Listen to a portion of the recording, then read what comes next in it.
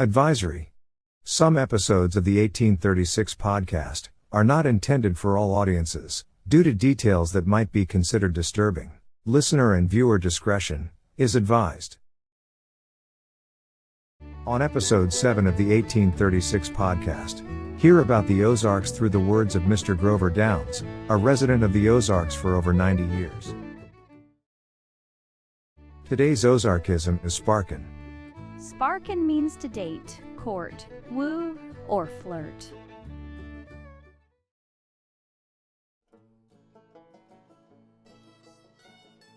Well, I was born there, 1931, 29th day of March, 1931. Out off of 281. You know what 281 is, don't you? Yeah, you go about halfway between Bergman and 14 out there. In other words, there'd be a road go to the left, going down the ridge there, back down there, and that's where I was born. And the next road to the right, county road to the right, it'll say Downs Road, goes to the east, goes off the mountain, winds around down through there, and across there and comes out on 7 over there. And it goes right by the old home place down there where I was raised. My dad and mom homesteaded 40 acres down there and built a log house. My brother, he passed away a couple of years ago, and he was born in that house, and he was 84. Followed my dad around in the woods, hunting them logs to build that log house, and that log house is still standing, if there ain't nobody burning it lately. When he built this log house, of course, we had to have a place to live. And he made the shingles for the house himself. And that's what he used in the gable part to do the gables. Yeah, covered them with shingles. I don't know how he got enough nails, but maybe he did. Yeah, I had the heating stove. It run right out through the middle, the comb of the house. I never will forget. We was up on the hill there above the house, cutting wood, me and my dad was. And I don't know why he ever chose me to work with all the time, I guess. He didn't like the way the rest of them rode the saw. He didn't like to pull them through the log.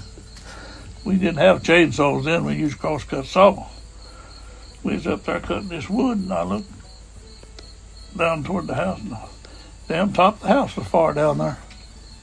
Yeah, it was, right in the middle of the top of it. It didn't have nothing but a water bucket with a little water in it. That's all there was. Well, hell, I went down that hill 90 to nothing.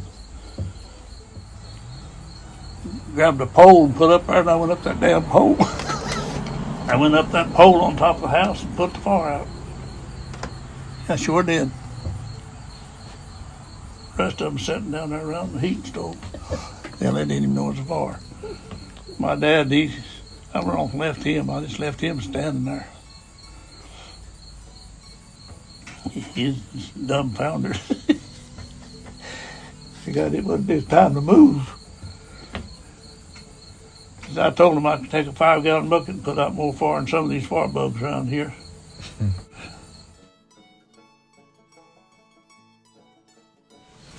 Bergman, the old original part is still standing. And they built on the back of it, the side of it. And there's probably 20-some kids. I don't know exactly. We had a box on the highway over there on 43, and it was 2 miles from home. And we had to walk over there to get the mail. And now the mail comes right across the road from the yard right there. I can pitch a rock from the yard to the mailbox where my brother lived over there.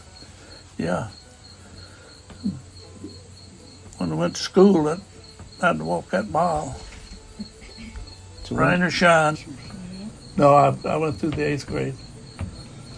But the thing about it is, as they said to me, said, how come you don't never bring no books home?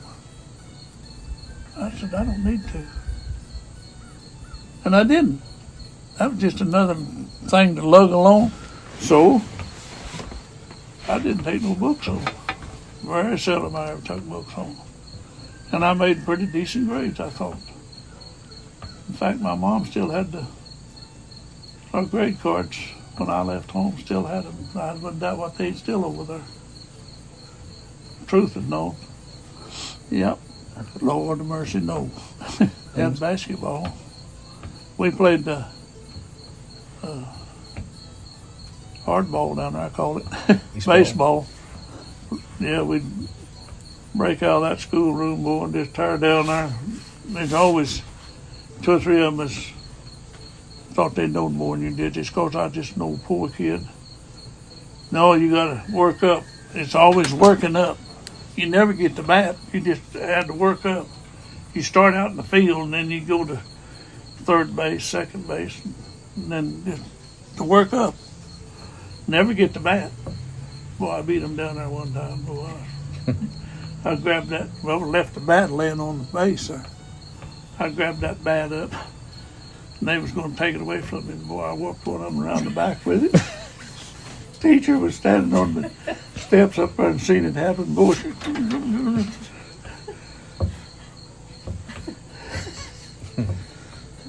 you got that bat? I got the bat. Yes, I did. Them are director's kids. They got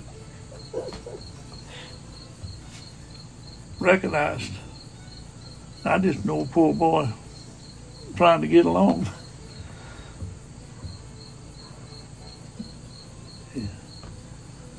Yeah. I was running one time to catch a ball. I was watching the ball. I wasn't even paying any attention to what I was running into. There used to be a big fence around that schoolyard over there. Had 3 barbs on top of it. Boy, I run right into that fence sidewise. I thought I was going to be a skate on that ice. Didn't have gutters on the school building. The water just run off, and that was about at least 3 foot along the edge of the back of the school. On the ground, it wasn't nothing but a solid sheet of ice. I was going to do a little ice skating. Boy, I'm telling you what, you get an education there pretty quick. Yeah. I remember when they had planted that orchard back of the house there. They called it the orchard, and it was. That's where they planted the fruit trees, and all it was is them old fence row peaches, I call them. But anyway, they planted this orchard, had it all laid out there.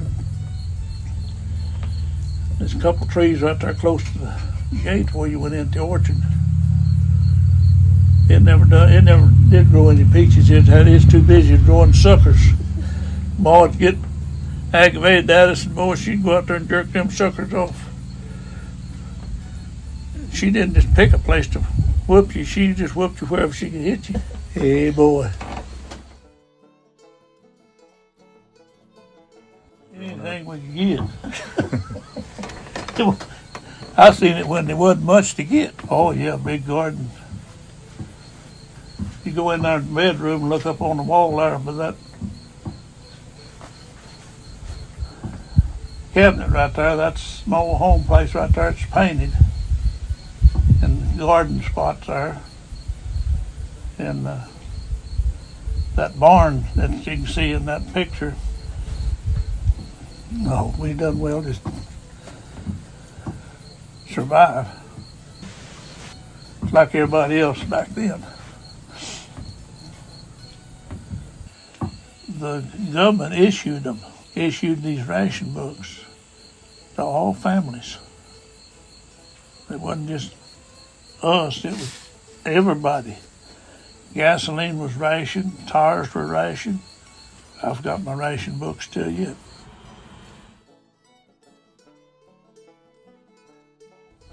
We never had electricity when I left home. Yeah, there was no electricity over there in that part of the world. When we got out of school, we walked a mile to catch the bus.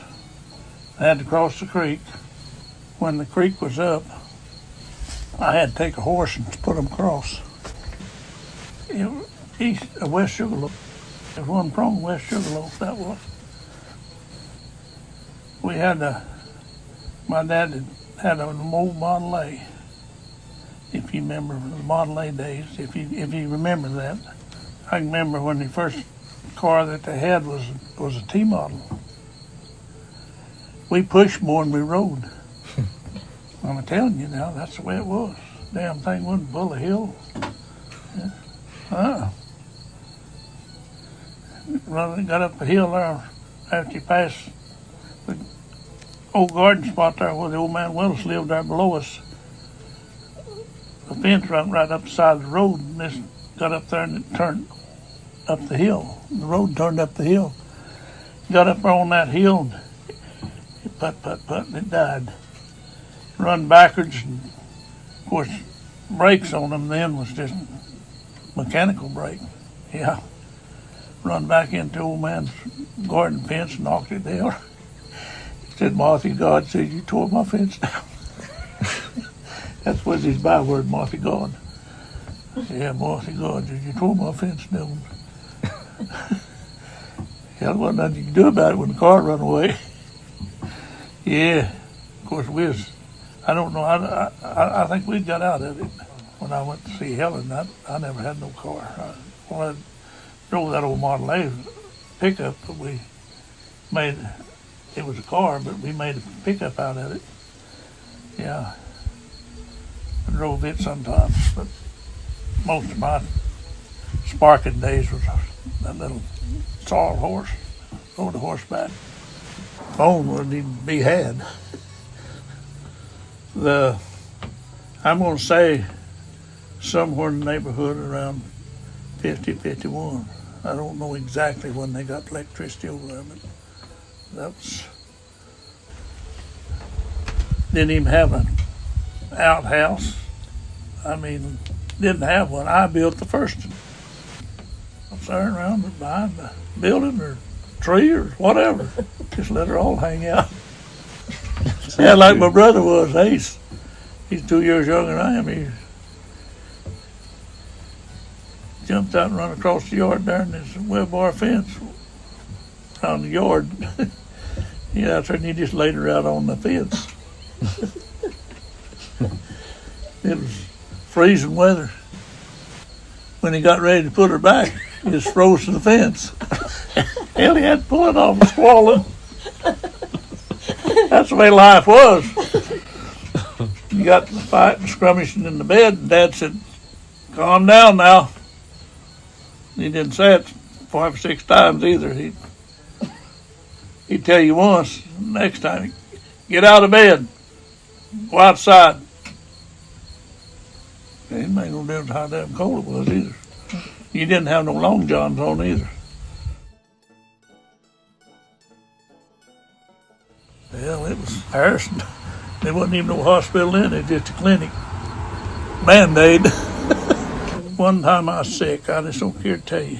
I was sick that evening with my dad, and 2 miles from the house, from where we lived, 7 over there. And my dad was attempting to take me to the doctor. That time of night, knowing there wasn't no doctor in the office, no, there wasn't nothing.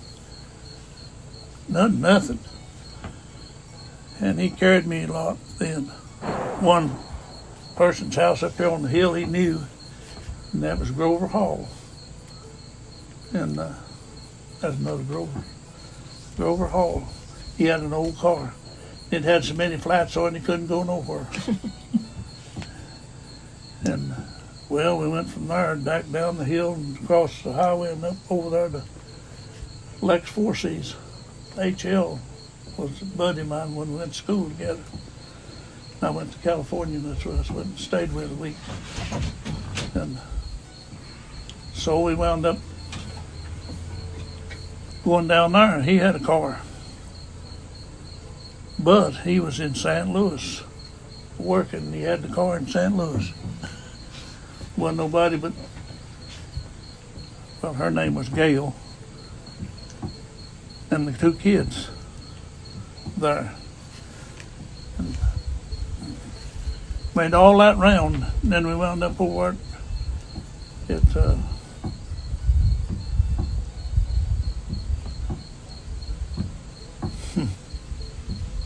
Price's, Luther Price, where Henry lived there, and then Dale. But anyway, Henry had an old car, or had a probably a pretty nice car. He was a tidy. But anyway, he wound up taking me to the doctor the next morning. Miss Price told Dad, said, I'll fix a bed and you guys can go to bed. We put up the rest of the night right there. It was after midnight then. We'd been all over the country. You're going to die, you're going to die. So I wound up, we stayed all night there. Next morning, Henry took me in to the doctor. I got an armload of pills. Yep. So we come back out to the top of the mountain, and we got out of the car right at the top of the mountain there, and just walked across our home. Yeah. It's probably over a mile through there.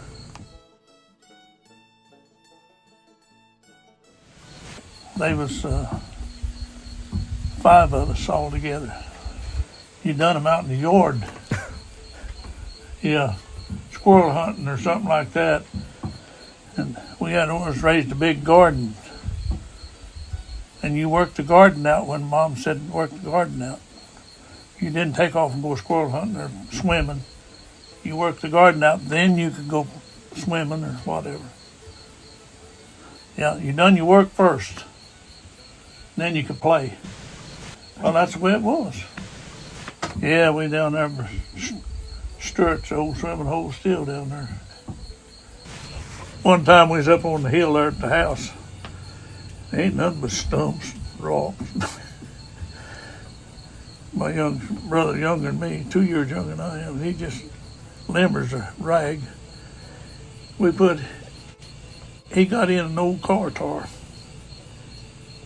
It wasn't a truck tar, it was a car tar. We rolled that old tar up top of that hill. He got in it and we turned him loose. He got about 2/3 of the way down the hill and hit a stump or something and it kind of whooped her sideways and out he went. He went rolling down the hill and the tar went on. I'll never forget that, boy. Which one of them didn't kill him or injure him bad. Well, yeah, I went to California and we got on the train over there. My dad left over there and when we heard from him, he said, son, he said, I'll see you one of these days. And I watched him leave and he went down and up over that hill. I didn't see him go down the other side, but I seen him when he went outside. Stood there on the wood yard and watched him. Yep. And when we heard from him, he was in Richmond, California. He finally wrote Mom a letter. Yeah. There wasn't nobody home but me. We got on, she got the tickets. He sent enough money.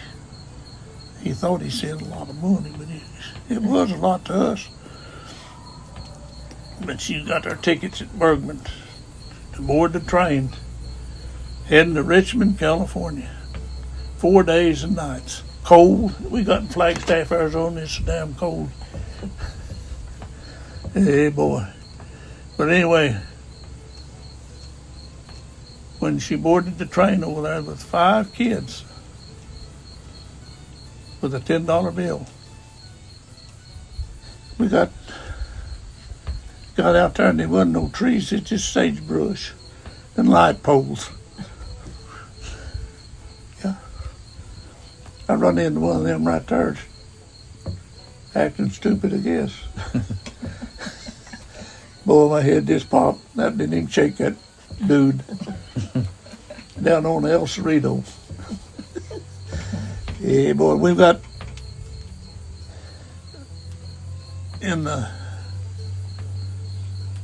the ocean, there was a slough runoff out there, and there's no raft out there, what they call a raft. You can get on that raft, and I don't know any particulars about it, but anyway, it's a place that kids, and I was 11 years old then. There wasn't no place for kids my age to be out there. God Almighty. That old sludge and stuff, it would come out of the sewer and stuff and just dumped out there. Got on that raft and the waves come in. God taking us, going to take us out to sea. Yeah, it was going the wrong direction. Yes, it was. I bailed off in that sludge, and it was ass deep to a raft. Excuse my language, but it was stank, and it was nasty. Telling you now.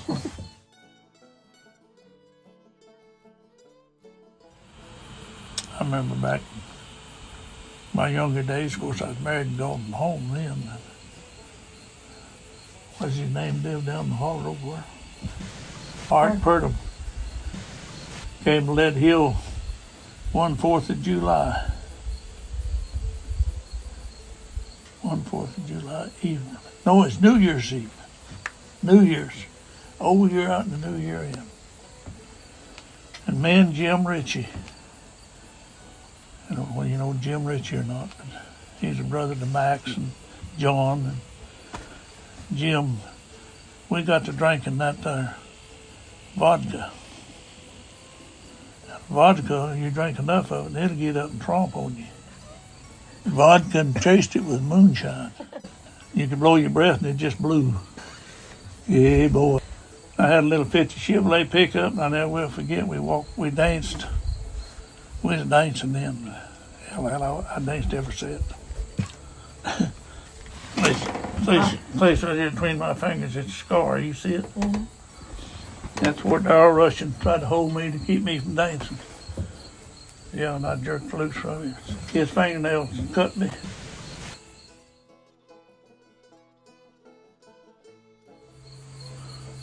Roy Rogers, and what's them others? This guy came from Harrison over there, and he'd bring these.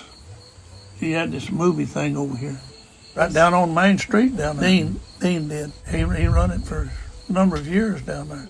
Operated all that stuff and took care of the situation down there. Yeah, he sure did.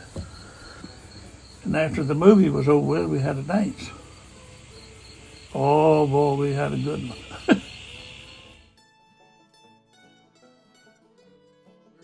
We got down there, and those old boys are sitting in this row of chairs, seats here above, and the seat part folded up. And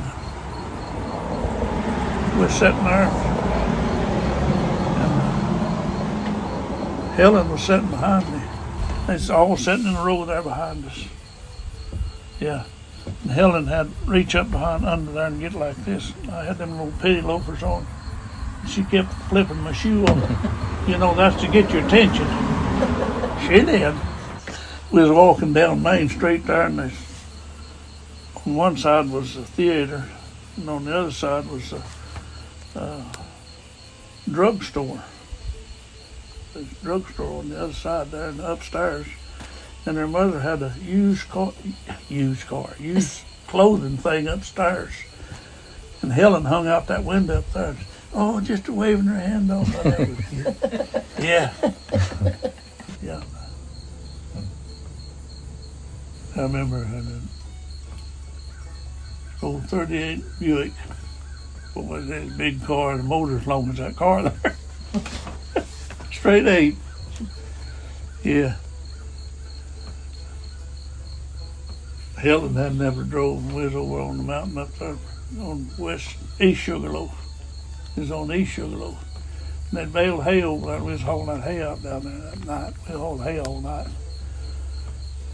And her and Beulah Joe, well, Beulah Joe and Uncle Roy and them lived right up on the hill there. And that's where Beulah Joe they had never married then. She was still singing. Her and Helen got in that old car. They thought they'd do it in the Big Apple, come down there in that hay field. She run that damn thing right up on one of them big bales of hay, raised the back wheel off the ground and couldn't go nowhere. And you couldn't get the bale of hay out from the old car. Hey boy, what a deal. I'd just claw and dig to get that bale of hay out. It just rolled it up like a knot. Didn't have no business down there in the first place, especially running over a bale of hay. Of course, I had to have a few choice words to say. They went to the house. They said Uncle Roy and Aunt Allie moved so many times the chickens roosted on the tongue of the wagon. They didn't want to get run off and left. We got to coming on over in this part of the world. Yeah, only time I ever come over here was when the Virgin Warren had a dance right out there across the road. This you intersection with 14, or just on the other side right there. There's some old buildings there. Mm-hmm. Yeah, they had a dance there every Saturday night, I think it was. I don't remember, Friday night or Saturday night. And the sailor boy, Cleo's brother. Cleo was Sailor's brother. There was a whole row of them boys, but anyway, he was one of them that played the fiddle a little bit. Not as well as Cleo did, but the bars they had these moonshiners. Art, he'd make up this juice. You know what they colored it with? Rusty nails. I'm telling you now, that's what it was. Them old rusty nails made it look like the right color, you know. So I drank a little bit of that there rusty nail whiskey. Hey, boy. No, I didn't have anything to do. I just worked on the timber part, clearing the reservoir. Yeah, started to work from Peel. Went all the way around to Bear Creek. Yeah. Boy, they put me out there in a briar patch cutting them old saplings with a chopping axe now. But anyway, I had about all that briar patch I could take, and I just quit. Knowing I had a family now. That's the way young people do. They don't even think about what's going to happen afterwards. It's now. So I quit. Got in my truck and left. Neighbor's kid was riding with me. He's about my age, and he'd walk a mile over to catch me. I was already married then. Had Sue. And boy, I'm telling you, quit my job and went to the house. I never seen a deer till I was old enough to kill one. We made so much noise, the deers would be gone before we even got in sight. There wasn't no such thing as a bear. No. Back when I started coon hunting, I was grown then. I've done a lot ever since then. I said I plumbed them trees and got them coons out of them trees. Went one time out there on Zinc Road, dogs treed. They was going to climb that tree and get that coon out of there. They couldn't even get to the first limb. Yeah, I told him, I said, why don't you get back out of the way? I just went over and plumbed that tree like a cat. Got that coon out of there. I seen a bobcat. I called it. It looked like a bobcat, but it wasn't a bobcat. One time, and it was yellow, but it's like a bobcat. Had a short tail and its ears pointed. Yeah. Link.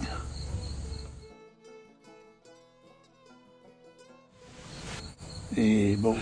Oh yeah, roosting up in the gable. I'd tell it. I'd tell it, and my mom said, "Now, son," she just didn't want me to tell that. Did you know a chicken at midnight will raise up on the roost and stretch its legs? It's going to roost with its head back under its wings, and it'll straighten its head around like it ought to be, and it'll raise up and turn around all the way around on that roost.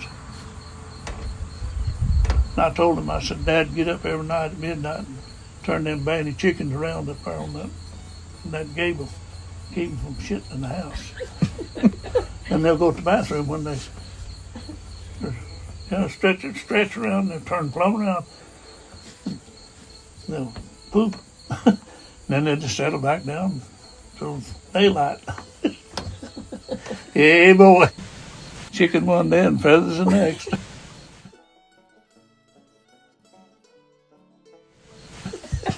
I remember I guess I was 15, 16 years old. Was farming over there on the Bailey place. My dad always had something to do. Christmas Day or something. Eat a kilo of hog. We had to cook wood. Always had something to do. Yeah.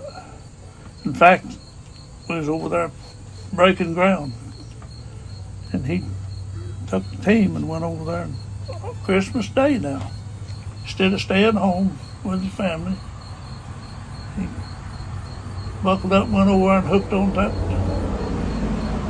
turned ground all day, Christmas Day. So I remember taking his lunch or his dinner over there. Christmas tree. If we had one, we had to get it ourselves. I remember we lived over at Bergman. That's the most Christmas I can remember right there. They got us a little old pocket knife, little old plastic handled pocket knife. Had each one of them little knives hanging on a tree with a ribbon tied on the limb with our name on it. And one of them was green and the rest of them was red handles. And my sister got a doll. One. Yeah. Anyway, we wound up had Christmas there that year right there. That's the biggest thing I can remember when I was a child. And they always bought this here Christmas candy. Looked like it'd been folded up, and you could break it apart. Everybody bought it back then. Church was far behind. We was so far back in the hills, we had to have hoot owls for chickens.